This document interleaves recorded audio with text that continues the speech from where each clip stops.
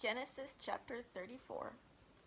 Now Dinah, the daughter of Leah, whom she had borne to Jacob, went out to see the daughters of the land. And when Shechem, the son of Hamor the Hivite, prince of the country, saw her, he took her and lay with her and violated her. His soul was strongly attracted to Dinah, the daughter of Jacob, and he loved the young woman and spoke kindly to the young woman. So Shechem spoke to his father Hamor, saying, "Get me this young woman as a wife." And Jacob heard that he had defiled Dinah his daughter. Now his sons were with his livestock in the field, so Jacob held his peace until they came. Then Hamor the father of Shechem went out to Jacob to speak with him. And the sons of Jacob came in from the field when they heard it. And the men were grieved and very angry, because he had done a disgraceful thing in Israel by lying with Jacob's daughter, a thing which ought not to be done. But Hamor spoke with them, saying, "The soul of my son Shechem longs for your daughter. Please give her to him as a wife, and make marriages with us. Give your daughters to us, and take our daughters to yourselves. So you shall dwell with us, and the land shall be before you.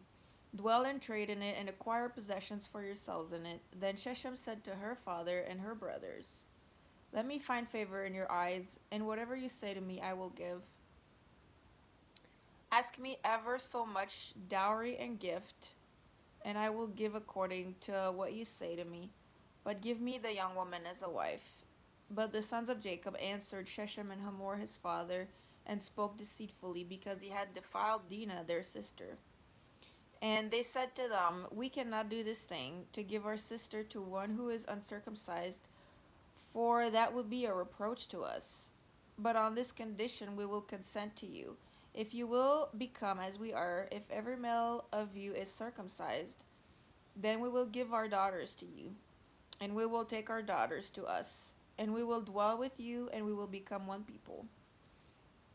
But if you will not heed us and be circumcised, then we will take our daughter and be gone."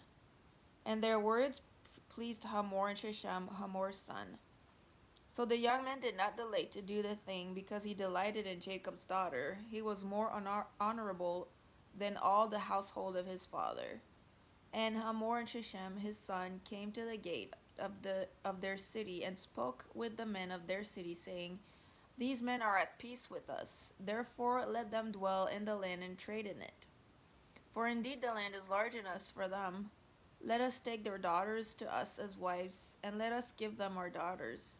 Only on this condition will the men consent to dwell with us, to be one people, if every male among us is circumcised as they are circumcised.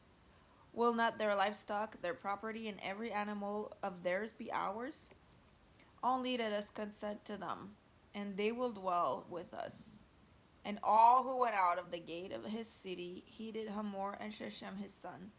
Every male was circumcised, all who went out of the gate of his city. Now it came to pass on the third day, when they were in pain, that two of the sons of Jacob, Simeon and Levi, Dinah's brothers, each took his sword and came boldly upon the city and killed all the males. And they killed Hamor and Shechem his son with the edge of the sword, and took Dinah from Shechem's house, and went out. The sons of Jacob came upon the slain, and plundered the city, because their sister had been defiled. They took their sheep, their oxen, and their donkeys, what was in the city and what was in the field, and all their wealth. All their little ones and their wives they took captives, and they plundered even all that was in the houses.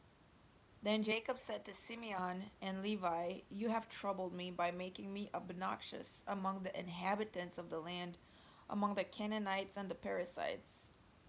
And since I am few in number, they will gather themselves together against me and kill me. I shall be destroyed, my household and I." But they said, "Should he treat our sister like a harlot?"